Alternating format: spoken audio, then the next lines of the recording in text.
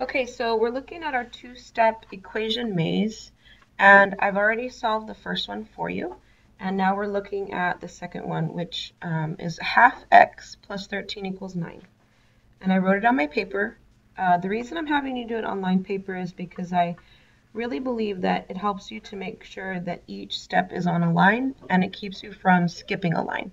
Because remember, we are going to be looking to make sure that you're showing whether you're adding or subtracting, which is always going to be your first step. And then your second step is either that you're dividing so that you can undo that multiplication, or if it's a fraction, you might be multiplying by that. Okay, so a half x plus 13 equals 9. Our first step is we want to look for our plane number.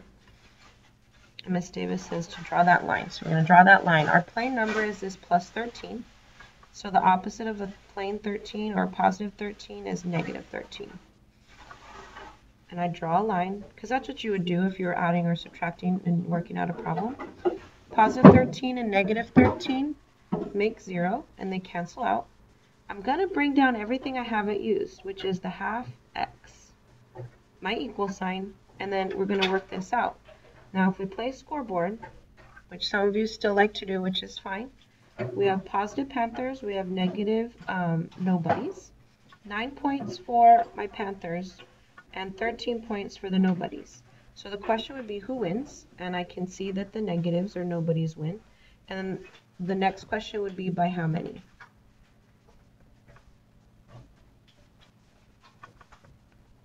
Our answer here is negative 4, and we still have what we would say is a one-step equation left, because it's 1/2 x equals negative 4.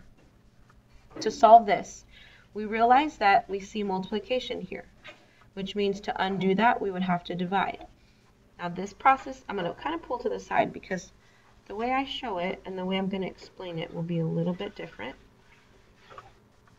Okay, to divide by a half is what needs to happen because we are multiplying here, and to undo it, it's division.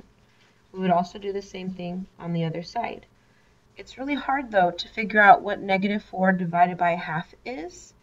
And we know that we can rewrite this to say negative 4 divided by a half.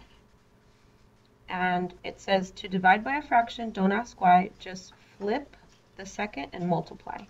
So we're keeping that as a negative 4. We are multiplying, and then this gets flipped because we're multiplying by the reciprocal. Is there another way to write 2 over 1? Yeah, we could just write it as 2. So in reality, instead of having to show all of this extra work, we just need to realize that when we see something like this, we have to flip that fraction, and we're multiplying, and we're doing that to both sides. So I'm going to go back to my original equation. This half gets flipped, and a half flipped around is 2 over 1, or just 2.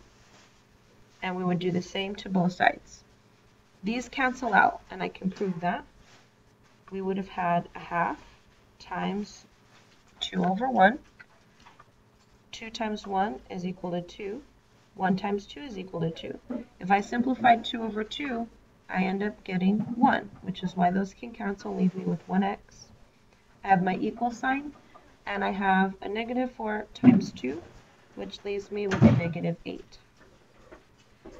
Now, for those people that like to receive hundreds, you can definitely check your work. A half times x plus 13 is equal to 9. I would plug in this number here.